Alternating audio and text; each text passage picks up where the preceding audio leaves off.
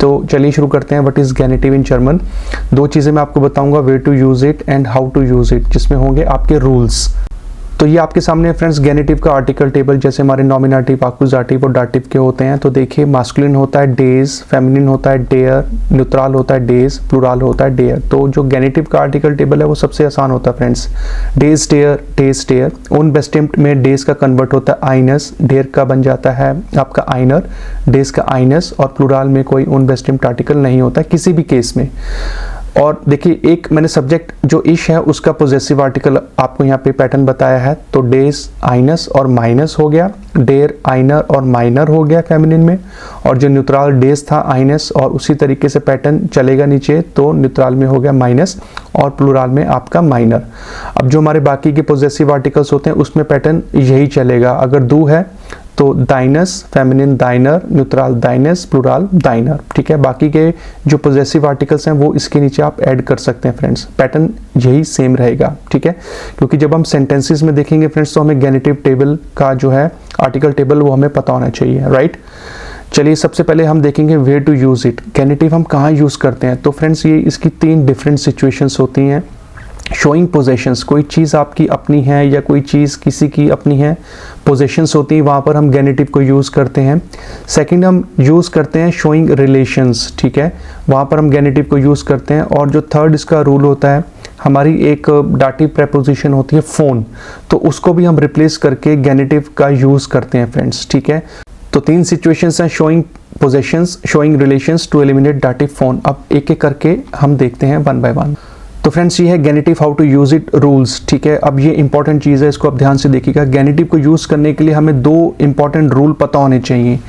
पहला रूल है वो आप ध्यान से देखिए, we need to add either S or S after masculine and neutral nouns.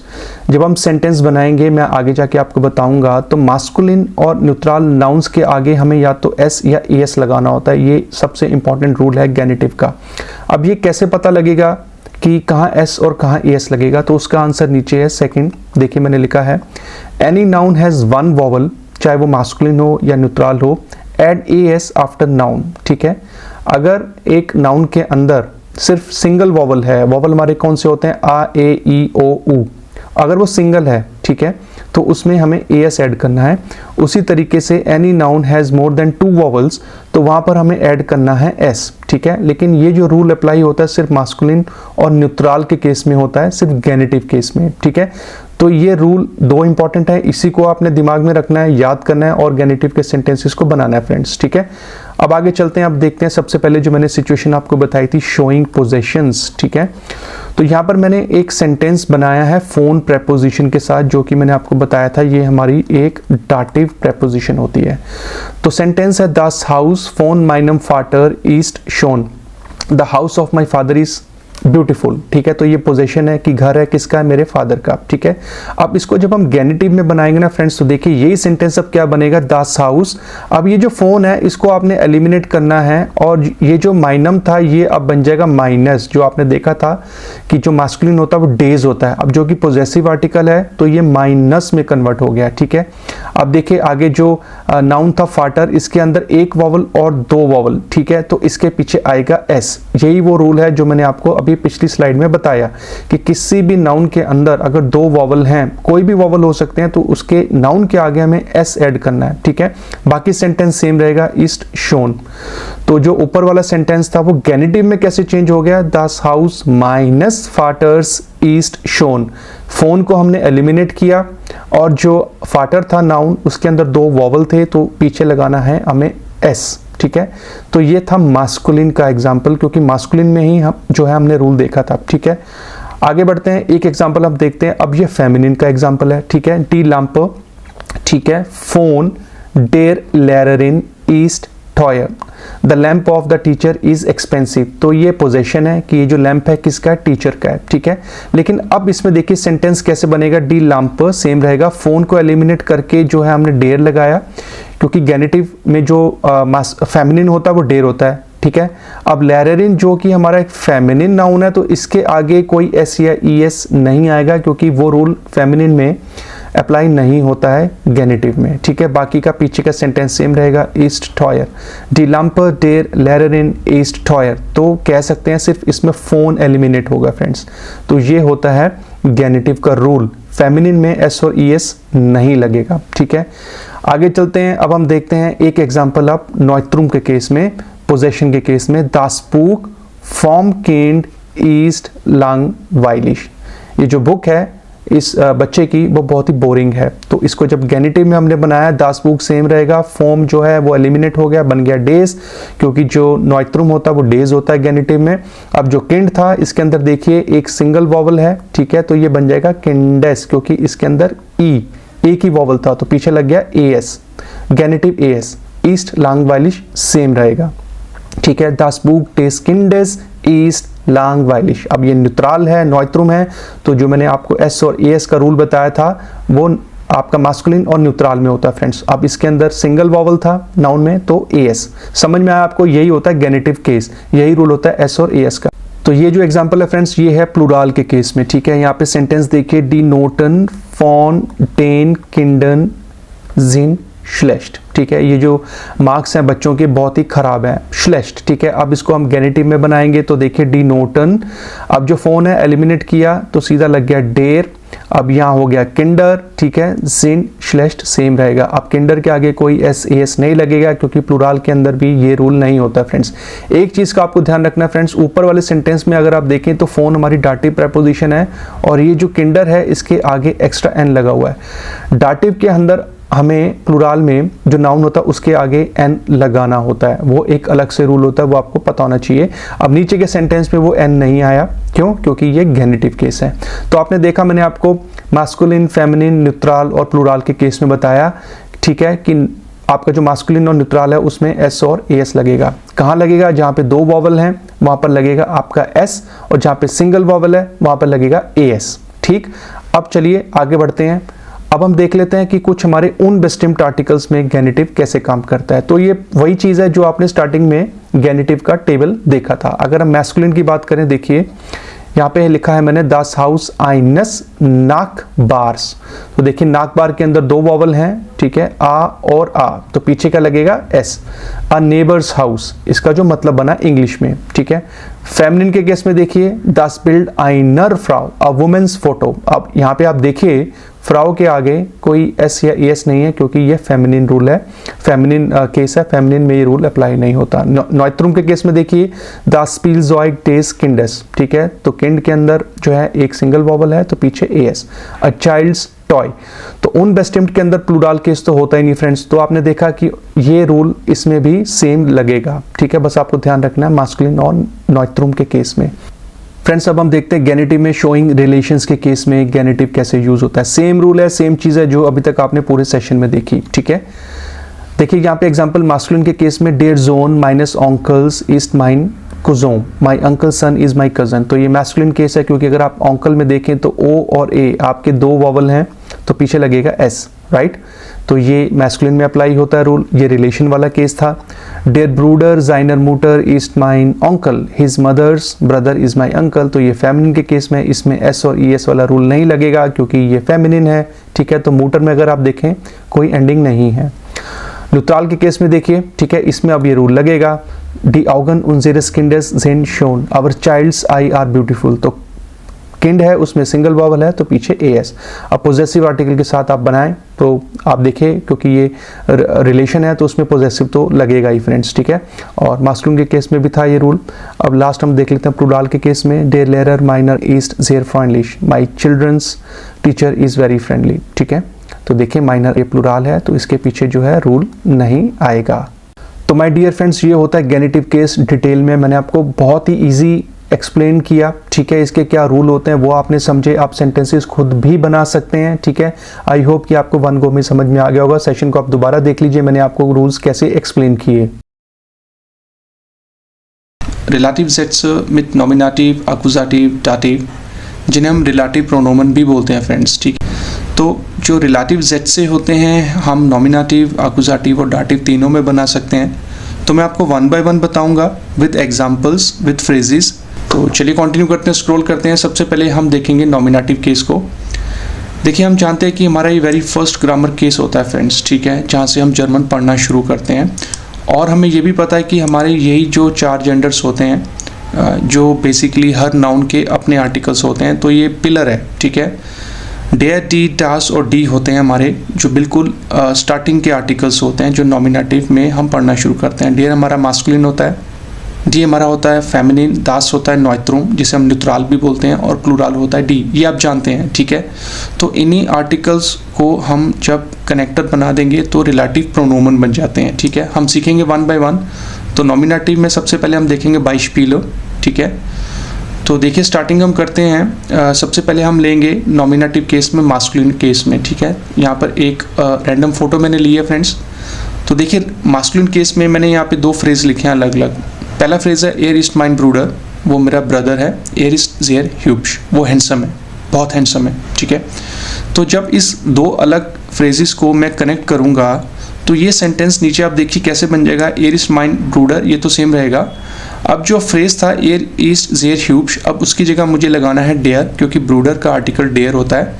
तो ये अब यहाँ पे बन जाएगा रिलेटिव प्रोनोमन, डेयर जेयर ह्यूब्श ईस्ट, वो मेरा ब्रदर है जो कि बहुत हैंडसम है। तो यही होता है रिलेटिव जेट्स कि आपका जो नेबनजार्ट्स है वो रिलेट कर रहा है आपके हाउपजार्ट्स को।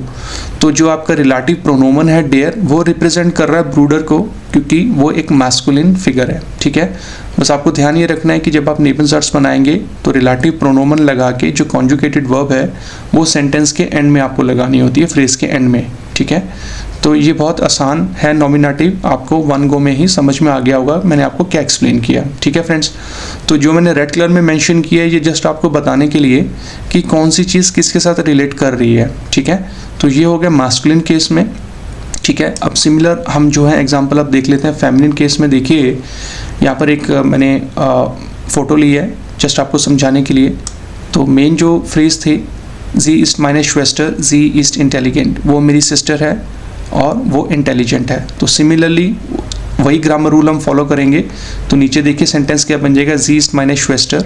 अब यहाँ पे जो श्वेस्टर फेमिनिन है तो हो जाएगा डी, डी इंटेलिजेंट ईस्ट, और जो ईस्ट था वो गया फ्रेज के एंड में। तो जो डी है वो रिलेट कर रहा है श्वेस्टर के लिए, ठीक है। तो जो श्वेस्टर है वो है स्टिच वोट। स्टिच वोट का मतलब होता है कि कौन सा मेन वर्ड है जिसके लिए रिलेटिव प्रोनोमन को लगाया गया है, ठीक है। तो ये भी बहुत आसान था फेमिनिन के केस में। आई होप कि आपको समझ में आ गया होगा। अब हम आगे बढ़ते हैं, अब हम देख लेते हैं नॉइत्रुम के केस में। अच्छा, अब ये थोड़ा सा इंटरेस्टिंग है, इसको आप ध्यान से देखिए, समझिए जो मैं आपको बताने वाला हूँ। तो नॉइत्रुम के केस पे मैंने यहाँ पे एक एग्जाम्पल लिखा, दास हाउस इज जेयर क्रॉस। ये जो आप घर देख रहे हैं बहुत बड़ा है, जी जेन दास हाउस, आप उस घर को देख रहे हैं। अच्छा, अब इसके बनाने के 2 ऑप्शन है फ्रेंड्स, ठीक है। जो फर्स्ट ऑप्शन है मैंने कैसे बनाया फ्रेज को देखिए, दास हाउस कॉमा दास सी जेन। अब ये जो दास है ये रिप्रेजेंट कर रहा है हाउस को, क्योंकि ये नॉइत्रुम है, ठीक है। और जेन वर्ब तो फ्रेज के एंड में जाना ही है जैसे मैंने आपको बताया। उसके आगे भी मैंने सेंटेंस को कंटिन्यू किया कॉमा लगा के, तो कॉमा ईस्ट जेयर ग्रोस। तो ऐसे सेंटेंसेस को आप ऐसे भी बना सकते हैं फ्रेंड्स, ठीक है। दास हाउस आपका हाउपजार्ट्स, दास सी जेन आपका नेबनजार्ट्स, और उसके आगे भी कॉन्टिन्यूएशन में आप बना सकते हैं। बस आपको ध्यान ये रखना है कि वर्ब के आगे हमेशा कॉमा आता है और उसके आगे अगर कनेक्ट कर रहे हैं तो वर्ब से ही स्टार्ट करना है, ठीक है। दास हाउस कॉमा दास सी जेन कॉमा ईस्ट जेयर क्रॉस, ठीक है। तो ये ग्रामर वाइज ये भी स्ट्रक्चर बिल्कुल करेक्ट है, आप बना सकते हैं। अब इसी सेंटेंस को हम अगर ऑप्शन नंबर 2 में देखें तो ये भी करेक्ट है। आप देखिए दास हाउस, अब जो पार्ट था पीछे वाला वो मैं आगे ले आया, दास जेयर ग्रोस ईस्ट जेनजी, ठीक है। तो इसका मतलब बना ये घर जो कि बड़ा है आप देख रहे हैं, ठीक है। ये भी ऑप्शन करेक्ट है फ्रेंड्स, ग्रामर वाइज ये भी करेक्ट है। आपका जो मन करे, आपको जो ठीक लगे आप वैसे बनाइए। बस जो आपको ध्यान रखना वो ये कि वर्ब कॉमा और वर्ब से ही स्टार्ट करना है आपको सेंटेंस, अगर आप कंटिन्यू करके आगे बना रहे हैं, कनेक्ट कर रहे हैं, ठीक है। तो ये 2 ऑप्शन थे, आई होप कि आपको ये भी समझ में आ गए होंगे। ये हो गया नॉइत्रुम के केस में। अब हम देखते हैं नॉमिनेटिव केस में प्लूरल केस, ठीक है। तो देखिए यहाँ पर कुछ जो हैं बच्चे हैं खेल रहे हैं, तो मैंने यहाँ पर फ्रेज बनाया प्लूरल के केस में। देखिए डी किंडर जिन जेयर स्यूज, ये जो बच्चे हैं बहुत स्वीट हैं, जी स्पीलन इंडियन पार्क, वो पार्क के अंदर खेल रहे हैं। तो वही सेम जो पैटर्न है मैंने इस एग्जाम्पल में भी बनाया। देखिए जो फर्स्ट ऑप्शन है डी किंडर, डी इंडियन पार्क स्पीलन, जो पार्क के अंदर खेल रहे हैं, जिन जेयर स्यूज। और ऑप्शन नंबर 2 भी आप देख लीजिए, ये भी करेक्ट है। डी किंडर डी ज़ेयर स्यूजिन स्पीलन इन डेन पार्क, बच्चे जो बहुत स्वीट हैं खेल रहे हैं पार्क के अंदर। बस ध्यान रखना है आपको वर्ब कॉमा वर्ब, अगर आप ऐसे 3 पार्ट्स में किसी भी सेंटेंस को डिवाइड करेंगे फ्रेंड्स, ठीक है। तो ये था आपका नॉमिनेटिव केस रिलेटिव जेट्स, तो ये कवर हो गया आपका नॉमिनेटिव केस। अब स्क्रॉल करते हैं, अब हम देखते हैं आकुजेटिव केस में। तो जैसा कि आप जानते हैं कि नॉमिनेटिव से अगर हम कंपेयर करें तो एक ही जो है चेंज होता है फ्रेंड्स, वो ये जो आर्टिकल डेयर होता है नॉमिनेटिव में वही बन जाता है डेन, रेस्ट ऑल सेम, ठीक है। मास्कुलिन डेन, फेमिनिन डी, नॉइट्रुम दास, प्लूरल फिर से डी। लेकिन अब आकुजेटिव केस में जो क्या है फ्रेंड्स, आपको आकुजेटिव वर्ब्स का यूज़ करना होता है फ्रेंड्स, ठीक है। तो अभी मैं कुछ पिक्चर्स नहीं लूँगा, मैं सीधा आपको एग्जांपल्स बताऊंगा जेंडर वाइज, तो ये भी आपको आसानी से समझ में आ जाएगा। बस यहाँ पर आकुजेटिव वर्ब्स यूज़ होंगी, दैट्स इट, ठीक है। तो चलिए देखते हैं we have to use accusative verbs. तो सारे एग्जाम्पल्स मैं 1 बाय 1 यहाँ ले लेता हूँ। सबसे पहला एग्जाम्पल हम देखते हैं मास्कुलिन के केस में, बहुत आसान फ्रेज है, आपको समझ में आ जाएगा। देखिए, दाइन ऑन्कल कॉमा डेनिश कैनर ईस्ट जेयर क्निकर। क्निकर का मतलब होता है माइजर, जो लोग कंजूस होते हैं। तो ऑन्कल इसका आर्टिकल डेयर है, अब जो कि आकुजेटिव है तो डेयर नहीं लगेगा, डेन लगेगा, क्योंकि कैनन हमारी एक आकुजेटिव वर्ब है। तो उसके आगे भी मैंने जो है कॉन्टिन्यूएशन में बनाया कॉमा लगा के, ईस्ट जेयर क्निकर। दाइन ऑन्कल तुम्हारे अंकल, डेनिश कैनर जिनको मैं जानता हूँ, ईस्ट जेयर क्निकर, वो बहुत कंजूस है, माइजर है, ठीक है। फेमिनिन के केस में देखिए सेम पैटर्न की तरह मैंने बनाया है। देखिए, उनज़ेर नाकबारिन डी इश जेह इस्ट जेयर राइश। उनज़ेर नाकबारिन यानी हमारी फीमेल पड़ोसी, डी इश जेह जिनको मैं देख रहा हूँ, इस्ट जेयर राइश, वो बहुत रिच हैं, अमीर हैं, ठीक है। तो ये भी सेम पैटर्न है कि 3 पार्ट में मैंने डिवाइड करके बनाया, ठीक है। जेन हमारी आकुजेटिव वर्ब है, बट वो डी ही रहता है फ्रेंड्स, ठीक है। आकुजेटिव में भी फेमिनिन डी ही होता है, ठीक है। बट आकुजेटिव वर्ब है, ग्रामर वाइज ये अलग है, ठीक है, वो बस आपको पता होना चाहिए। नॉइट्रुम के केस में देखिए सेम पैटर्न की तरह मैंने बनाया, दास बुक दासिश गेलेजन हाब ईस्ट लांग वाइलिश। अच्छा, अब ये जो मैंने सेंटेंस पार्टिसिप परफेक्ट में बनाया है फ्रेंड्स, बना सकते हैं, कोई प्रॉब्लम नहीं है, चाहे आप प्रेजेंस में बनाएं, चाहे आप उसको प्रेटेरिटुम में बनाएं, चाहे पार्टिसिप परफेक्ट में बनाएं। दास बुक, ये बुक, दासिश गेलेजन हाबर जो मैंने पढ़ी है, इस लांग वाइलिश, ये बोरिंग है, ठीक है। और प्लूरल के केस में देखिए फ्रेंड्स, ये एक सिंपल सेंटेंस मैंने यहाँ पर बनाया है, वीर हापन स्वाई किंडर डी इम आउसलैंड लेमन। हमारे 2 बच्चे हैं डी इम आउसलैंड लेमन, जो कि रहते हैं कहाँ, अब्रॉड, फॉरेन में। तो ये आपके 4 एग्जांपल्स थे जेंडर वाइज, मास्कुलिन, फेमिनिन, नॉइट्रुम और प्लूरल के केस में, आकुजेटिव केस में फ्रेंड्स, ठीक है। ये भी आपको बहुत आसान लगे होंगे, ठीक है। अब जो मैं आपको बताऊंगा डाटिव केस में फ्रेंड्स, डाटिव केस में मैं आपको जो है थोड़ा सा एडवांस बताऊंगा, उसमें मैं आपको वर्ब्स और प्रेपोजिशंस के साथ बताऊंगा 1 बाय 1, ठीक है। चलिए देखते हैं वो कैसे। तो डाटिव केस में आप जानते ही हैं कि हमारे जो आर्टिकल्स होते हैं, डेम मैस्कुलिन, डेयर फेमिनिन, नॉइट्रुम फिर से डेम, बट इसमें होता है डेनन प्लूरल में फ्रेंड्स, ठीक है, जो कि नॉर्मल होता है डेन। बट अब ये रिलेटिव जेट्स है, ये थोड़ा सा इसमें चेंज आएगा, इसमें होता है डेनन, ठीक है। तो देखिए नीचे एक नोट है, जैसे हमने आकुजेटिव केस में आकुजेटिव वर्ब्स को यूज़ किया था, similarly we have to use dative verbs and prepositions. एक सेंटेंस में आपको डाटिव वर्ब के साथ बताऊंगा और एक सेंटेंस में आपको डाटिव प्रेपोजिशन के साथ, ठीक है। तो चलिए स्टार्टिंग करते हैं हम हमारे मैस्कुलिन केस से। पहले वर्ब के साथ, वो इस डे स्टूडेंट, वो स्टूडेंट कहाँ है, डेम इश कैस्टन आइन बुक गेगेबन हब, जिसको मैंने कल एक बुक दी थी। तो देखिए गेबन हमारी एक डाटिव वर्ब होती है, अब जो कि ये सेंटेंस मैंने पार्टिसिप परफेक्ट में बनाया है तो बन जाएगा गेगेबन हब। अब डेम लगेगा यहाँ पे क्योंकि स्टूडेंट डेयर है, अब जो कि हम डाटिव पढ़ रहे हैं फ्रेंड्स तो वो डेम में कन्वर्ट हो जाएगा, ठीक है। वो इस डे स्टूडेंट डेम इश कैस्टन आइन बुक गेगेबन हब।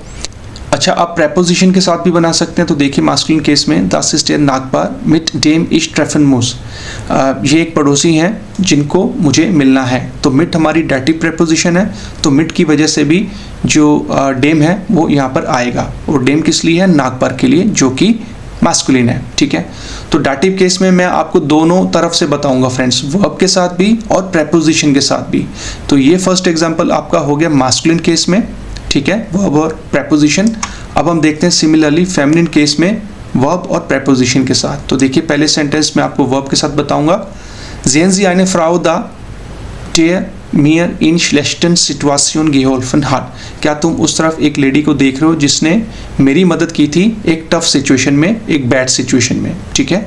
तो देखिए ये मैंने हेल्फन वर्ब का यूज़ किया है, तो हेल्फन हमारी एक प्योर डाटिव वर्ब है, बट जो कि ये पार्टिसिप परफेक्ट में मैंने बनाया था, तो गेहोल्फन हार्ट। ओके, अब जो फ्राउ है ये स्टिच वोट है, इसी को रिप्रेजेंट कर रहा है डेयर। एक्चुअल में तो फ्राउ डी होता है, लेकिन अब डाटिव है तो डी को हमें डेयर में कन्वर्ट करना होता है फ्रेंड्स, ठीक है। तो ये हो गया आपका एक एग्जांपल वर्ब के केस में, ठीक है। फ्राउ के लिए मैंने यूज़ किया जो था डेयर। ओके, अब देखिए, अब हम बनाते हैं फेमिनिन केस में एक प्रेपोजिशन के साथ। तो मैंने यहाँ पे एक फ्रेज लिखा, दास इज फ्राउ म्यूलर बाय टेयर इश वोनर। ये जो है फ्राउ म्यूलर है जिनके साथ मैं रहता हूँ। एक चीज़ यहाँ पर मैं आपको फ्रेंड्स क्लियर करना चाहूँगा, ये एक अलग ग्रामर पार्ट है, वो ये कि जब आप कोई ऐसा सेंटेंस बनाते हैं, जब आप बताते हैं कि आप किसी के साथ रह रहे हैं, चाहे आप किसी फ्रेंड के साथ रह रहे हैं या किसी पड़ोसी के घर पे रह रहे हैं या आप इवन अपने पेरेंट्स के साथ रह रहे हैं, जो आपका अपना घर नहीं है, वहाँ पर हम बाय जो है प्रेपोजिशन को यूज़ करते हैं। देखिए, दो प्रेपोजिशंस होती हैं, बाय और मिट, दोनों का मतलब होता है विद, बट जब हम रहने की बात करते हैं फ्रेंड्स, तो वहाँ पर हम बाय यूज़ करेंगे, ठीक है। तो यहाँ पर वो सेंटेंस में मैंने यूज़ किया, तो इस सेंटेंस में मैंने वही यूज़ किया, दास इज फ्रॉम म्यूलर बाय टेयर इश वोनर। रहने के केस में बाय लगाना है, और जो नॉर्मल विद होता है उसके लिए मिट लगता है फ्रेंड्स, ठीक है। ये ध्यान रखिए, ये मैंने जस्ट आपको अलग से एक्सप्लेन किया, ठीक है। रहने के केस में हमेशा बाय। तो ये आपके दो एग्जाम्पल थे, फेमिनिन केस में आपने वर्ब में देखा और प्रेपोजिशन में देखा। अब हम देखते हैं नॉइत्रुम के केस में दो डिफरेंट एग्जाम्पल्स। सबसे पहले वर्ब के साथ देखिए, Das Kind dem ich antworte ist sehr arm। अच्छा, ये वाला जो सेंटेंस है मैंने 3 पार्ट में बनाया है, जैसा ऊपर आप देख चुके हैं, सेम पैटर्न है। Das Kind, ये जो बच्चा है, dem ich antworte, जिसको मैं आंसर कर रहा हूँ, ist sehr arm, ये बहुत पुअर है, ठीक है। तो antworten हमारी एक डाटिव वर्ब होती है, उसकी वजह से जो Das Kind था वो बन गया dem में, रिलेटिव Z में, ठीक है। बाकी जो पैटर्न है वो बिल्कुल सेम है, समझ में आ गया होगा आपको। अब एग्जाम्पल देखते हैं प्रेपोजिशन के केस में। Das Haus in dem ich wohne ist klein, ये जो घर है जिसके अंदर मैं रहता हूँ, ist klein। अच्छा, अब यहाँ पे भी रहने की बात हो रही है फ्रेंड्स, तो यहाँ पर मैंने बाय नहीं लगाया क्योंकि मैं किसी के साथ नहीं रह रहा हूँ, मैं तो अपने घर के अंदर ही रह रहा हूँ, इसलिए यहाँ पर आएगा in dem। ओके, ये जो dem है ये हाउस के लिए है, क्योंकि आपने ऊपर आर्टिकल टेबल जो देखा था, नॉइत्रुम dem होता है फ्रेंड्स, ठीक है। तो फ्रेंड्स, यहाँ पर कवर हो गया आपके नॉइत्रुम के दो फ्रेज, एक वर्ब के साथ और एक प्रेपोजिशन के साथ। ध्यान रखिए, पूरे सेशन में जितना भी मैंने कंटेंट रेड कलर में लिखा ना फ्रेंड्स, वो जस्ट आपको समझाने के लिए कि आपको बहुत अच्छे से समझ में आए, क्योंकि चीज़ें जो हैं एक दूसरे के साथ रिलेट करती हैं, तो वो रिलेशन को बताने के लिए ही मैंने जो है डिफरेंट कलर का यूज़ किया फ्रेंड्स। और आज के सेशन का अब हम देख लेते हैं प्लूराल के केस में, डाटिव केस। पहले हम देखेंगे वर्ब के साथ। देखिए, डी लॉइटर डेनन वियर हेल्फन जिन हाइमाट लोज, ये जो लोग हैं जिनकी हम मदद कर रहे हैं, जिन हाइमाट लोज, ये जो है होमलेस हैं, इनके पास घर नहीं है, ठीक है। तो डेनन आपने देखा था प्लूराल के केस में, तो ये डेनन डी लॉइटे के लिए है, ठीक है। हेल्फन हमारी एक डाटिव वर्ब होती है। और एक प्रेपोजिशन के साथ आप लास्ट फ्रेज देख लेते हैं। आप देखिए, meine Kollegen mit denen ich arbeite besuchen uns am Wochenende। मान लीजिए कि मैं अपनी वाइफ को बोल रहा हूँ, zum Beispiel, मेरे जो कोलीग हैं जिनके साथ मैं काम करता हूँ वो हमें विजिट कर रहे हैं वीकेंड पे, ठीक है। ये इसका मतलब है इस फ्रेज का, meine Kollegen mit denen ich arbeite besuchen uns am Wochenende। बस आपने ध्यान रखना है कि जब आप ऐसे सेंटेंस बनाएंगे तो वर्ब कॉमा वर्ब आता हमेशा फ्रेंड्स, ठीक है। तो डियर फ्रेंड्स, ये था आज का डिटेल सेशन कि रिलेटिव जेड से क्या होते हैं, रिलेटिव प्रोनोमन क्या होते हैं। मैंने आपको तीनों ही केस में बताया। देखिए, प्रेटेरिटुम simple past tense in German grammar. तो जैसा कि मैंने आपको पहले बताया कि हम प्रेजेंस के बारे में, प्रेजेंस फॉर्म में कॉन्जुगेट करते हैं, वो हमें आता है।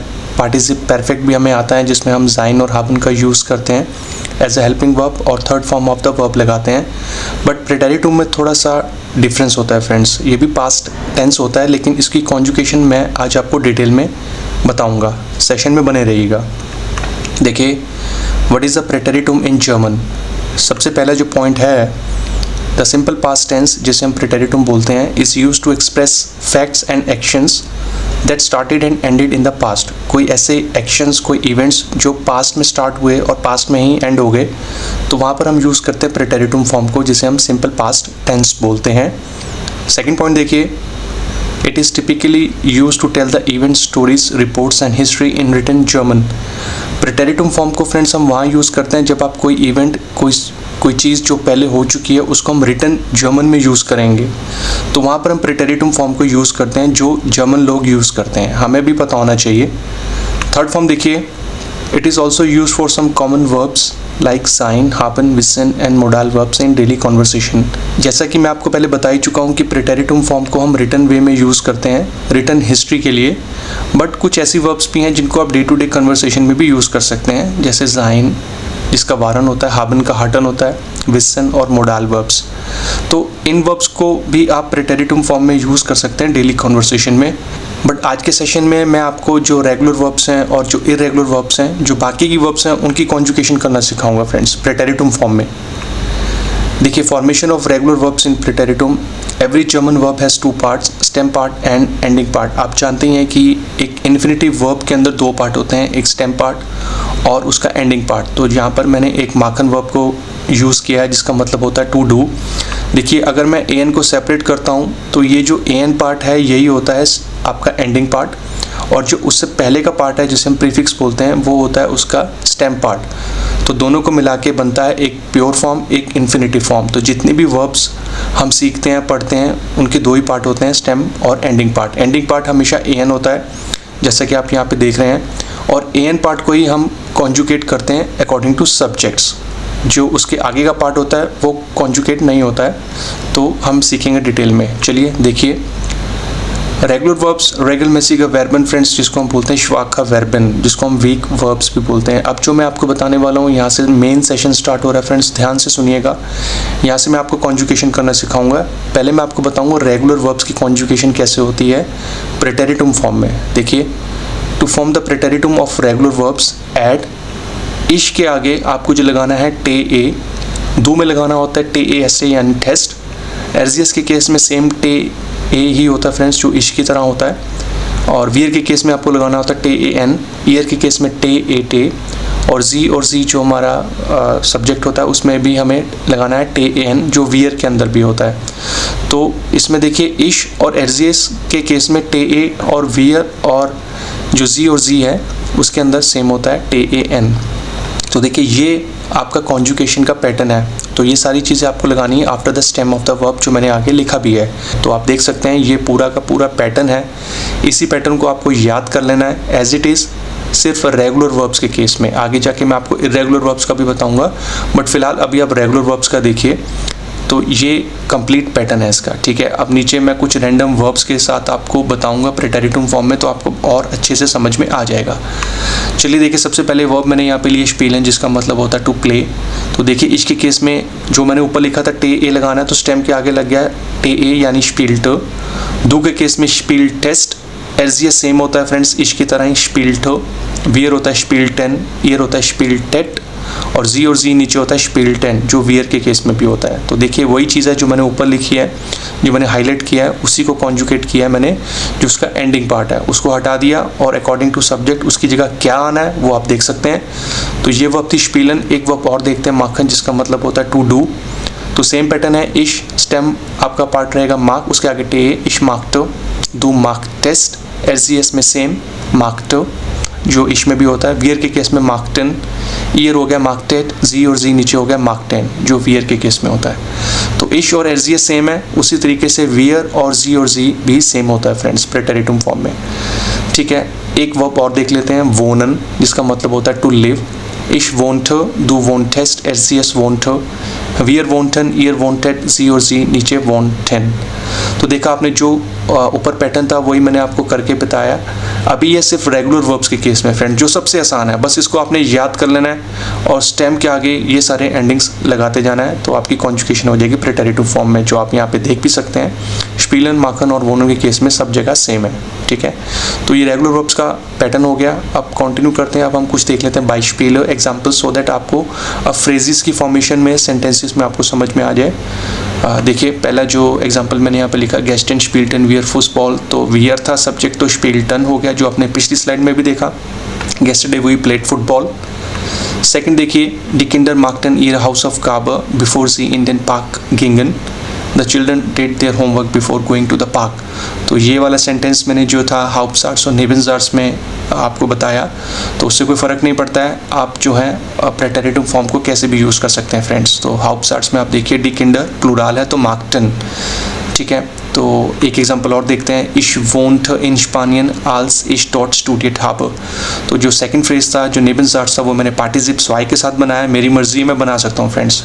तो देखिए फ्रेंड्स, वीर के केस में जो 10 हो गया, और आप देख सकते हैं डी किंडर के केस में मार्कटन, और नीचे इश के केस में वोंट। तो ये वही चीज़ है जो आपने पिछली स्लाइड में देखा, अकॉर्डिंग टू सब्जेक्ट आपको जो है कैसे चेंज करना है, स्टेम के आगे कौन सा पार्ट आएगा।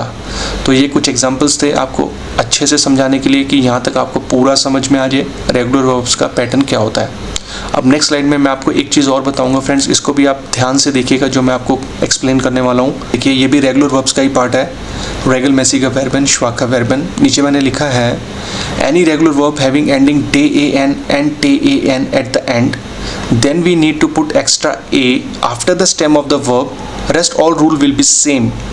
तो मैंने आपको ये एक्सप्लेन किया कि किसी भी वर्ब के एंडिंग में अगर an या an आता है तो प्रेटेरिटुम फॉर्म में कॉन्जुगेट करते वक्त स्टेम पार्ट के आगे आपको एक्स्ट्रा a लगाना है, और उसके आगे का जो कॉन्जुगेशन है वो वही है जो आपने पिछली स्लाइड में देखा, ठीक है। तो एक यहाँ पर मैं वर्ब लिखता हूँ लैंडन, जिसका मतलब होता है टू लैंड। तो देखिए इश लैंड आपका स्टेम, इसके आगे आपको एक्स्ट्रा ए लगाना होता है, ठीक है, और उसके आगे टे ए तो रहेगा ही जो हमने अभी तक देखा।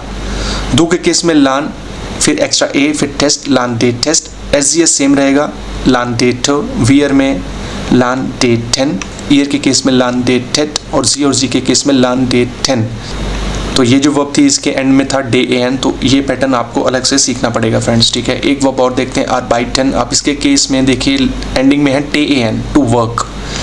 इश आर्बाइटेट, दू आर्बाइटेटेस्ट, एस आर्बाइटेट सेम रहेगा इश की तरह। वियर हो गया आर्बाइटेटन, ईयर हो गया आर्बाइटेटेट, और जी आर्बाइटेटन जो वियर के केस में होता है फ्रेंड्स, ठीक है। तो इस वाली वर्ब में जो एंडिंग में था टे एन, बट रूल सेम है कि स्टेम के आगे आपको एक्स्ट्रा ए लगाना है, और उसके आगे का पैटर्न सेम जो अभी तक हम सीखते आ रहे हैं। एक वर्ब और देखते हैं, रीडन, जिसका मतलब होता है टू स्पीक या टू टॉक। इश रेडेट, दू रेडेट टेस्ट, एस रेडेट, वियर रेडेट 10, ईयर रेडेटेड, जी रेडेट 10।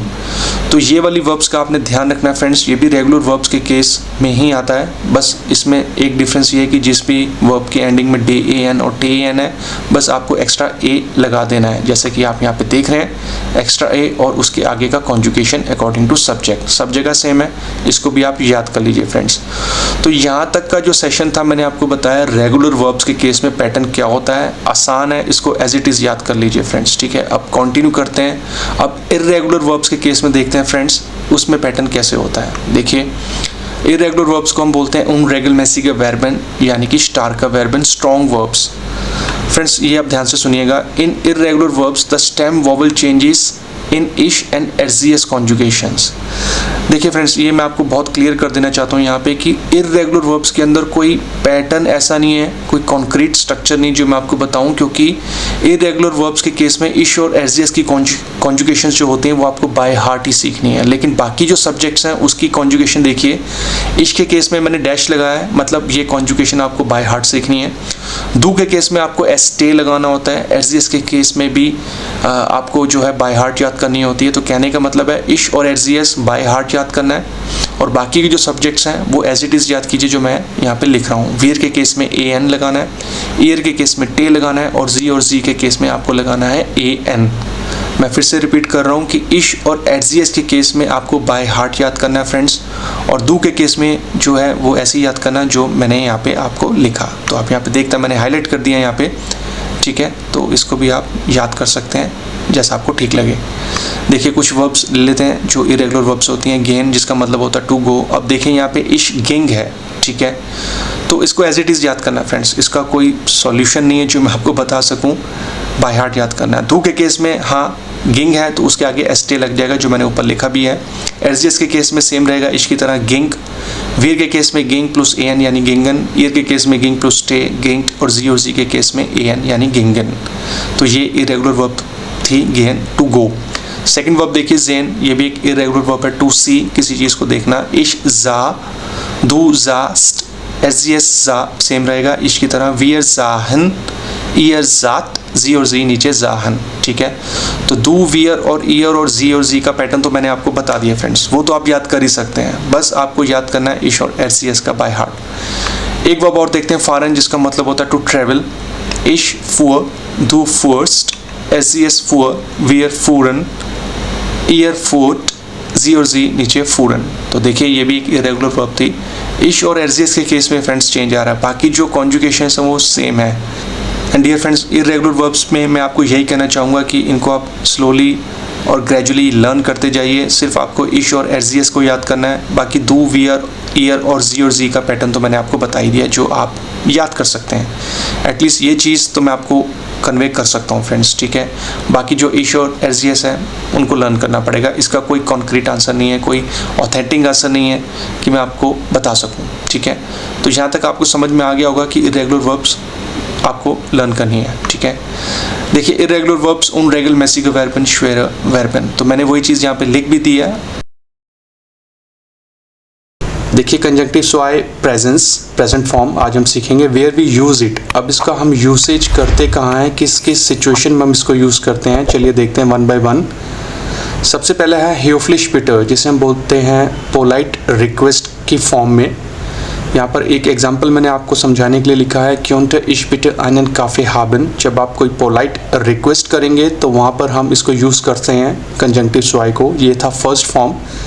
सेकंड हम करते हैं फ्रेंड्स राटश्लेगर या फोरश्लागर, जिसे हम एडवाइस या सजेशन के फॉर्म में बोलते हैं। मान लीजिए यहाँ पर एक सिनेरियो है, दू सोल्टेस्ट माल वीडर सुम फ्रिजियोर गेन। तो यहाँ पर एक एडवाइस है, एक सजेशन है जो मैं किसी को दे रहा हूँ, तो उस फॉर्म में हम यूज़ करते हैं। थर्ड सिनेरियो होता है विंश इररियल डिंगर, आपकी कोई विश हो, कोई अनरियल थिंग हो जो आप सोचते हैं, तो उस सिचुएशन में भी हम कंजंक्टिव स्वाय को यूज़ करते हैं। zum Beispiel wenn ich mehr Geld hätte würde ich ein Haus kaufen। और जो नेक्स्ट सिचुएशन होती है फ्रेंड्स वो होती है फेरमूटूं, जब हम कोई आइडिया या कोई परसेप्शन हम लगाते हैं। मान लीजिए es könnte sein dass der Laptop einen Defekt hat, तो मेरा ऐसा सोचना है कि लैपटॉप के अंदर कोई डिफेक्ट हो सकता है। तो देखिए ये चार सिचुएशंस हैं, चार सिनेरियो हैं, höflich bitte, Ratschläge, Vorschläge, Wünsche, irreal Dinge या फेरमूटूं। तो इसके एक एक एग्जाम्पल के थ्रू मैंने आपको समझाने की कोशिश की है। तो ये चार सिचुएशंस होती हैं जहाँ पर हम कंजंक्टिव स्वाय को यूज़ करते हैं। अब आगे जाके मैं आपको डिटेल में बताऊंगा कि इसका जो ग्रामर पैटर्न, ग्रामर रूल क्या होता है, वो आप ध्यान से देखिएगा, सेशन को स्किप मत करिए। देखिए कंजंक्टिव स्वाय प्रेजेंस आज हम सीख रहे हैं। Someone can use it with all modal verbs, हम इसको मोडाल वर्ब्स के साथ बना सकते हैं, जाइन वर्ब के साथ बना सकते हैं, हाबन के साथ बना सकते हैं और व्यूडन वर्ब के साथ बना सकते हैं। इसका जो रेगल है, रूल है, we have to use the प्रेटेरिटुम form of all the verbs mention above with umlauts. तो देखिए फ्रेंड्स, कंजंक्टिव स्वाय को बनाने के लिए ये जितने भी वर्ब्स हैं जो मैंने आपको बताई, मोडाल वर्ब्स, जाइन, हाबन या व्यूडन वर्ब, इनका जो प्रेटेरिटुम फॉर्म होगा वो हम यूज़ करते हैं विद उमलाउट। तो मान लीजिए यहाँ पे जाइन वर्ब है, तो जाइन की कॉन्जुगेशन आप देखिए जो होती है इश बिन दू बेस्ट एस ईस्ट वियर जिन ईयर साइड सी जिंड होता है, ये आप जानते ही हैं। तो इसका जो प्रेटेरिटुम फॉर्म है वो आप अपनी स्क्रीन पे देख सकते हैं। मैं इसको बोलूँगा नहीं, सेशन लेंथी हो जाएगा। तो कहने का मतलब ये कि कंजंक्टिव स्वाय को हम प्रेटेरिटुम फॉर्म के साथ बनाते हैं विद उमलाउट। तो देखिए ये प्रेजेंस था और प्रेटेरिटुम फॉर्म है। जब इसका कंजंक्टिव स्वाय हम बनाएंगे तो देखिए जो कंजंक्टिव स्वाय है वो है ये आपके सामने, इश वेयर दू वेयर्स्ट एस वेयर वियर वेयरन ईयर वेट जी वेरन। तो आप देखिए प्रेटेरिटुम फॉर्म को यूज़ किया जाता है विद उमलाउट। तो ये इसका रूल होता है, ग्रामर रूल होता है कि कंजंक्टिव स्वाय को हम विद उमलाउट के साथ बनाते हैं ऑफ द प्रेटेरिटुम फॉर्म। तो ये था जाइन। अब देखते हैं हाबन। हाबन हम कॉन्जुगेशन जानते ही हैं, मैं इसको बोलूँगा नहीं, आप देख सकते हैं। तो प्रेटेरिटुम फॉर्म होगी ये आपके सामने। अब जब हम कंजंक्टिव स्वाय की बात करेंगे तो ये हो जाएगा इश हैटर दू हैटेस्ट S Hatter wear हैटन year hatted जी हैटन। तो प्रेटेरिटुम फॉर्म को यूज़ करना होता है विद उमलाउट। तो ये कॉन्जुगेशन हो गया हाबन के साथ। नेक्स्ट हम देखेंगे जोलन। तो ये प्रेजेंट फॉर्म की कॉन्जुगेशन है, ये प्रेटेरिटुम फॉर्म की कॉन्जुगेशन है और ये जो है फ्रेंड्स कंजंक्टिव स्वाय की कॉन्जुगेशन है। इसमें बस एक एक्सेप्शन होता है फ्रेंड्स, जोलन वर्ब के अंदर जो होता है उमलाउट हम यूज़ नहीं करते हैं, नो उमलाउट इन कंजंक्टिव स्वाय फॉर्म। तो आप देखें प्रेटेरिटुम और कंजंक्टिव स्वाय जो है जोलन वर्ब में वो एज इट इज़ सेम है। अदरवाइज ऊपर आप हाबन में देखें तो कंजंक्टिव स्वाई जो है उसमें उमलाउट है। तो ये आपकी वर्ब होगी हाबन और जोलन। नेक्स्ट वर्ब्स देखते हैं। वॉलन वर्ब के अंदर जो होता है ये कॉन्जुकेशन है प्रेजेंट फॉर्म की, ये है प्रेटेरिटुम फॉर्म की, और कंजंक्टिव स्वाई के अंदर भी एज इट इज सेम होता है। तो वॉलन वर्ब के अंदर भी जो है फ्रेंड्स एक्सेप्शन होती है, नो उमलाउट इन कंजंक्टिव स्वाई। जैसा आपने पिछली स्लाइड में जोलन के साथ देखा था, तो वही रूल जो होता है वॉलन वर्ब के अंदर भी होता है, इसमें भी कोई उमलाउट नहीं होता है। नेक्स्ट हमारी है म्यूसन। म्यूसन का ये है प्रेजेंट फॉर्म और ये है प्रेटेरिटुम फॉर्म, और जब हम कंजंक्टिव स्वाई की बात करेंगे तो इसमें उमलाउट आ जाएगा। तो देखिए, इश म्यूस्टर, दो म्यूस्टेस्ट, एज यस म्यूस्टर, वियर म्यूस्टन, ईयर म्यूस्टेट, जी म्यूस्टन। तो ये आपकी वर्ब्स होगी वॉलन और म्यूसन। कंटिन्यू करते हैं। हमारी नेक्स्ट वर्ब है क्योनन। तो ये है प्रेजेंट फॉर्म, ये है प्रेटेरिटुम फॉर्म और ये है कंजंक्टिव स्वाई फॉर्म विद उमलाउट। मैं पढ़ूंगा नहीं फ्रेंड्स, जैसा कि मैंने आपको बताया कि सेशन लेंथी हो जाएगा, आप इसको स्टॉप करके लिखते जाइए जैसा आपको ठीक लगे।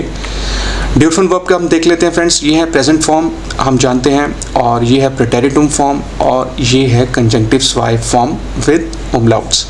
तो ये कवर हो गया आपका क्योनन और ड्यूरफन। नेक्स्ट हम देखते हैं म्योगन वर्ब। तो ये कॉन्जुकेशन है प्रेजेंट फॉर्म में, ये रही कॉन्जुकेशन आपकी प्रेटेरिटुम फॉर्म में, और जो नेक्स्ट कॉन्जुकेशन है कंजंक्टिव स्वाई विद उमलाउट। और लास्ट वर्ब हम देख लेते हैं वैडन। ये है वैडन वर्ब की जो है प्रेजेंट फॉर्म कॉन्जुकेशन, और ये है प्रेटेरिटुम फॉर्म, और जो कंजंक्टिव स्वाई जो होती है व्यूडन। तो इश व्यूडर, दो व्यूडेस्ट, एस एस व्यूडर, वियर व्यूडन, ईयर व्यूडेड, सी व्यूडन। तो फ्रेंड्स ये थी सारी वर्ब्स ज़ाइन हाबन और सारी मोडाल वर्ब्स के साथ मैंने आपको बताया, और लास्ट में वैडन वर्ब आपने देखी। तो इन वर्ब्स को आप बेशक नोट कर लें, लिख लें। रूल सेम है कि कंजंक्टिव स्वाई के अंदर हमें जो है उमलाउट फॉर्म लगानी होती है, उमलाउट्स को यूज़ करना होता है प्रेटेरिटुम फॉर्म के साथ। सिर्फ एक एक्सेप्शन होता है, जोलन और वॉलन के अंदर हम उमलाउट यूज़ नहीं करते हैं। तो इन वर्ब्स को बेशक आप वीडियो को स्टॉप करके नोट कर लें या लिख लें अपनी रेफरेंस के लिए, जैसा आपको ठीक लगे। अब आगे मैं आपको बताऊंगा बाइस्पील एग्जाम्पल्स, इन्हीं सारी वर्ब्स को कंजंक्टिव स्वाई के अंदर हम कैसे यूज़ करते हैं। तो उन एग्जाम्पल्स को भी आप ध्यान से देखिएगा, आपको थ्रू आउट द सेशन जो है अब बहुत अच्छे से समझ में आ जाएगा। चलिए कंटिन्यू करते हैं बाइस्पील। सबसे पहले जो हमारा फॉर्म था हियोफ्लिशर बिटे, जब हम कोई पोलाइट रिक्वेस्ट करते हैं। तो देखिए यहाँ पे फ्रेज है क्योंटन जी मियर बिटे हेल्फन, could you please help me. तो देखिए क्योनन वर्ब है, तो क्योनन को हमने उमलाउट के अंदर कन्वर्ट किया। अब जो कि ये जी है, तो क्योंटन जी मियर बिटे हेल्फन, कुड यू प्लीज़ हेल्प मी।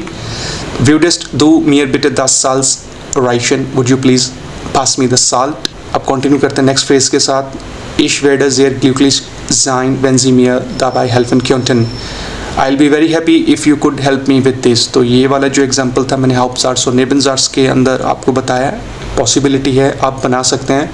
बस आपको ध्यान रखना है कि अगर आप नेबनसार्ट्स के साथ बना रहे हैं तो कॉन्जुगेटेड वर्ब जाएगी आपकी सेंटेंस के एंड में। एक लास्ट एग्जाम्पल देख लेते हैं friends. Könnten Sie mir bitte Ihre Notizen geben, damit ich die deutsche Grammatik lernen kann? Could you please give me your notes so that I can learn the German grammar? तो friends ये था first type, जब हम बात करते हैं हियोफ्लिशर बिटे, जब हम कोई पोलाइट रिक्वेस्ट करते हैं। कुछ रैंडम एग्जांपल्स थे आपको समझाने के लिए, आई होप कि आपको समझ में आ गया होगा। अब आगे बढ़ते हैं। जो हमारा नेक्स्ट टाइप था राटश्लेगर, फोरश्लागर, जब हम एडवाइस या सजेशन किसी को देते हैं कंजंक्टिव स्वाई में। Vielleicht könntest du es später versuchen, perhaps you can try it later. Sie sollten ihr Gewicht reduzieren, gesund zu sein. You should put down your weight to be healthy. तो ये एक suggestion form में है, फोरश्लागर या राटश्लागर। Third देखिए, Die Regierung müsste ihre Politik so gestalten, gute Beziehungen mit anderen Ländern zu entstehen. The government must work on their policies to make good relations with other countries. तो मेरा ऐसा सोचना है, मेरी एक एडवाइस है गवर्नमेंट को, तो हम बना सकते हैं सेंटेंस को हाउप्सार्ट्स और नेबनसार्ट्स में। तो ये जो मैंने बनाया था सू के साथ। लास्ट फ्रेज देखते हैं, वेयर एस ihnen recht when wir uns morgen treffen, would it be convenient for you if we meet tomorrow? तो देखिए ये 4 एग्जाम्पल्स थे जब हम बात करेंगे एडवाइस, जब हम किसी को देंगे या किसी को सजेशन की फॉर्मेशन में हम यूज़ करेंगे कंजंक्टिव स्वाई को। नेक्स्ट हम देखते हैं फ्रेंड्स, हमारा जो थर्ड टाइप था Wünsche, irreale Dinge, some wish, unreal things। जब आपकी कोई विश हो, कोई ऐसी चीज़ जो एग्जिस्ट नहीं करती बट कोई आप सोच रहे हो। Wenn ich König wäre, würde ich den armen Leuten helfen. If I were king, I would like to help the poor people. Friends यहाँ पर मैंने बनाया वुडन वर्ब के साथ, और सेकंड वर्ब जो है वो फ्रेज के एंड में होगी, जैसा कि आप जानते हैं नेबनज़ाट्स में। अब हेल्फन आपकी एक डाटिव वर्ब है, तो डाटिव के अंदर प्लूराल के अंदर फ्रेंड्स हमें एक्स्ट्रा एन लगाना होता है नाउन के एंड में, तो लॉइटर प्लस एन। और जो आर्म है ये होता है पुअर, और एन है आपका एडजेक्टिव एंडिंग। तो ये ग्रामर रूल है एक सेपरेट, वो भी आपको पता होना चाहिए। सेकंड देखिए, व्हेन वी स्वाई मोनाटा urlaub hätten würden wir in die Berge gehen. If we had 2 months of vacation we would like to go on the mountains. Third देखिए, wenn ich eine Million Lotto gewonnen hätte würde ich gerne eine Weltreise machen. If I had won 1 million lottery I would like to go for the world trip. तो ये था हमारा friends third type, जब हमारी कोई wish होती है, कोई अनरियल थिंग होती है, तो वहाँ पर भी हम बना सकते हैं। तो मोस्ट ऑफ द केस में आपको व्हेन के साथ बनाना होता है, जैसे मैंने इन एग्जांपल्स को बनाया। आप भी रैंडम एग्जांपल्स को बना सकते हैं और मुझे बताइए, मैं आपको बताऊंगा कमेंट करके। और अब आगे बढ़ते हैं, अब हम देखते हैं जो हमारा लास्ट टाइप था फेरमुटुंग, जब हम कोई आइडिया या कोई परसेप्शन किसी चीज़ के लिए लगाते हैं। तो देखिए, Es könnte sein, dass der Laptop einen Defekt hat. It could be that the laptop has a defect. मेरा ऐसा सोचना है, मैं ऐसा परसेप्शन रखता हूँ कि इसके अंदर कोई डिफेक्ट हो सकता है। Es könnte sein, और बाकी जो है सेंटेंस आप देख सकते हैं। नेक्स्ट एग्जांपल देखते हैं। Es wäre möglich, dass Sie den Termin verschoben haben. It is possible that they have rescheduled the appointment. तो मेरा ऐसा सोचना है, मेरा एक आइडिया है, तो मैंने ऐसे सेंटेंस को बनाया। नेक्स्ट देखिए, Es könnte sein, dass Sie den Weg nicht gefunden haben. It could be that they have not found the way. तो ये भी हमारा एक आइडिया है, एक परसेप्शन है। और आज के सेशन का लास्ट फ्रेज देखते हैं friends, Es könnte morgen regnen. It might rain tomorrow. तो ये था फ्रेंड्स लास्ट टाइप फेरमुटुंग आइडिया और परसेप्शन के बारे में। जब हम कोई सेंटेंसेस को बनाते हैं तो आप ऐसे बना सकते हैं, Es könnte sein, Es wäre möglich। ये था फ्रेंड्स zusammenfassung समरी जो आज हमने सीखा। Today's topic, what is the concept of reflexive verbs and how they are different from normal verbs. एक एक करके सीखेंगे। देखिए, what is the concept of reflexive verbs? Reflexive verbs being used with a reflexive pronoun, and reflexive pronoun can be accusative and dative. तो एक verb के आगे जब रिफ्लेक्सिव प्रोनाउन यूज़ किया जाता है तो वो आपकी रिफ्लेक्सिव वर्ब्स होती हैं फ्रेंड्स, ठीक है। तो इन वर्ब्स को जो है जर्मन में बाय हार्ट ही याद किया जाता है, और जो रिफ्लेक्सिव प्रोनाउंस इनके आगे यूज़ होते हैं वो अकुजाटिव या डाटिव दोनों में से कोई एक हो सकते हैं, ठीक है। वो मैं आपको अभी एग्जाम्पल में बताऊँगा तो आपको थोड़ा क्लियर हो जाएगा, ठीक है। तो ये पर्सनल प्रोनाउंस को आप ज़रूर देखिए फ्रेंड्स, अकुजाटिव और डाटिव इनके सेशंस में पहले बना चुका हूँ, उनके लिंक आपको मिल जाएंगे डिस्क्रिप्शन के अंदर या ऊपर आई बटन पे क्लिक करके। तो चलिए कंटिन्यू करते हैं। देखिए, ये जो है एक डिटेल टेबल है जो आपका अकुजाटिव और डाटिव पर्सनल प्रोनाउंस हैं सब्जेक्ट के अकॉर्डिंग, जिनका इंग्लिश में मीनिंग बनता है वो आपका myself, yourself, himself, herself, itself, our self, yourself या योर सेल्फ और देम सेल्फ। आगे बढ़ते हैं। देखिए, the grammatical term reflexive simply means verbs subject, ठीक है। तो जो रिफ्लेक्सिव प्रोनाउन होगा, जो रिफ्लेक्सिव चीज़ होगी, वो रिफ्लेक्शन होगा वर्ब का, ठीक है, ग्रामर टर्म में। एग्जाम्पल, अगर हम जैसे इंग्लिश में बोलते हैं एन्जॉय योर सेल्फ, तो यहाँ पे जो एन्जॉय है ये आपकी है वर्ब, और योर सेल्फ जो है वो इसका रिफ्लेक्शन है, ठीक है, इसका रिफ्लेक्सिव पार्ट है, ठीक है। तो यहाँ पे लिखा हुआ है enjoy is verb and yourself is the verb subject और its reflection. We can also say yourself is the initiator of the action which is to enjoy. Action आपका हो गया enjoy और initiator हो गया yourself। चलिए आगे देखते हैं। The initiator of the action is the same person as verb's object. The actual person acted upon action. तो एक action को करने वाला जो person होगा वो same होना चाहिए, ठीक है, जिसको हम initiator बोलते हैं। Example, we are enjoying ourselves. It is a reflexive form. We are enjoying themselves. Himself, her self, it self, my self, ये गलत होगा फ्रेंड्स, क्योंकि वी के साथ हमेशा आर सेल्फ ही लगेगा। फॉर एग्जाम्पल, आई के साथ माई सेल्फ, ही के साथ हिमसेल्फ, शी के साथ her self and so on, ठीक है। तो ये जो चीज़ें होती हैं ये रिफ्लेक्शन होती हैं मेन वर्ब्स में, तो इनको हम बोलते हैं रिफ्लेक्सिव वर्ब्स, ठीक है। आगे देखते हैं।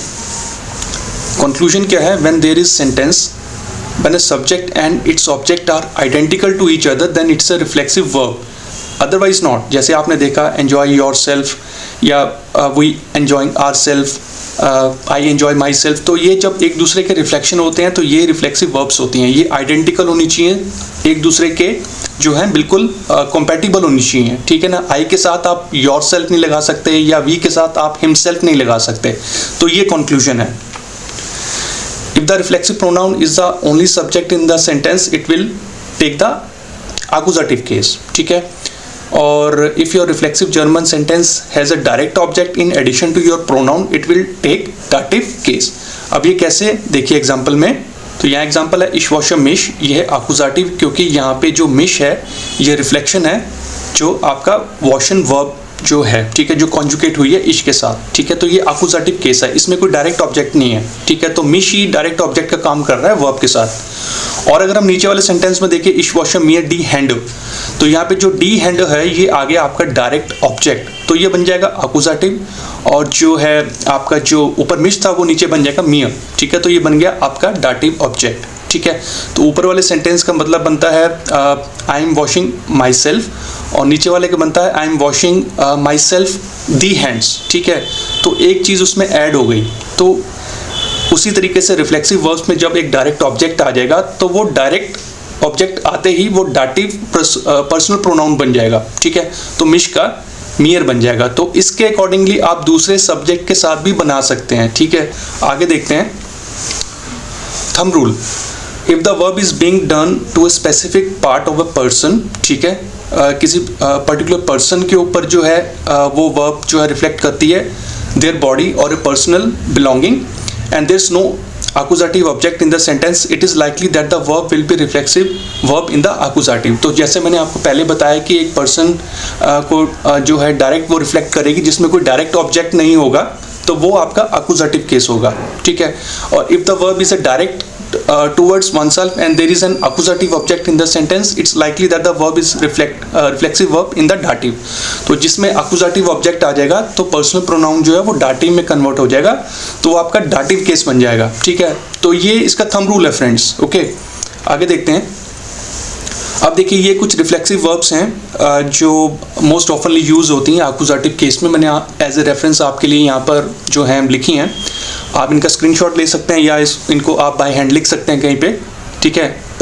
ये रेगुलर यूज़ होती हैं, एज अ रेफरेंस आप इनको जो है सेव कर सकते हैं या याद कर सकते हैं। और ये जो वर्ब्स हैं ये हैं आपकी डाटिव, तो मैंने नीचे अंडरलाइन किया हुआ है, ठीक है। तो जब डाटिव केस आएगा तो रिफ्लेक्सिव प्रोनाउन भी चेंज हो जाएगा डाटिव के अंदर, ओके, जो आपने फर्स्ट स्लाइड में देखा था, तो वो चीज़ यहाँ पर होगी।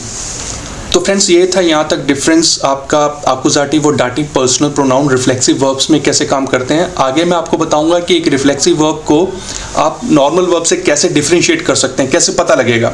चलिए, how they are different from normal verbs. To differentiate between German reflexive verb from a non reflexive verb we need to pay attention to the actions direction. वो कैसे, देखिए, if a verb does not affect the subject itself, अगर किसी verb के अंदर जो है subject को वो इफेक्ट नहीं करती है, it's a plain non reflexive verb. Example इश ज़ेयर डेन हुंड, आई सी अ डॉग, ठीक है। तो यहाँ पे देखिए the action is directed toward the dog not back at the subject. तो यहाँ पे मैं देख रहा हूँ, एक डॉग को देख रहा हूँ, तो यहाँ पे कोई रिफ्लेक्शन नहीं है मेरा और डॉग का, ठीक है। दोनों अलग अलग चीज़ें हैं, अलग अलग ऑब्जेक्ट हैं, ओके। अब इसी सेंटेंस को अगर मैं बनाना चाहूँ आपका रिफ्लेक्सिव केस में, तो यहाँ पे देखिए if the action swings back to the subject we are in the reflexive case. Example इश से मिश इम स्पीगल, I see myself in the mirror. तो मैं अपने आप को ही देख रहा हूँ शीशे में, ठीक है। तो वो वही मेरी रिफ्लेक्शन है, तो जहाँ रिफ्लेक्शन आ जाएगी तो वो आपका हो जाएगा रिफ्लेक्सिव केस, ठीक है। तो ये एक डिफरेंस है जिसमें आप पता कर सकते हैं कि नॉन रिफ्लेक्सिव और रिफ्लेक्सिव वर्ब्स में कैसे जो है डिफरेंस होता है, कैसे सेंटेंस बन सकते हैं या कैसे आपने ध्यान रखना है। तो फ्रेंड्स ये था आज का सेशन। वैसे तो ये अपने आप में बहुत एक कॉम्प्लेक्स और बड़ा टॉपिक है क्योंकि रिफ्लेक्सिव वर्ब्स को बाय हार्ट ही याद करना पड़ता है।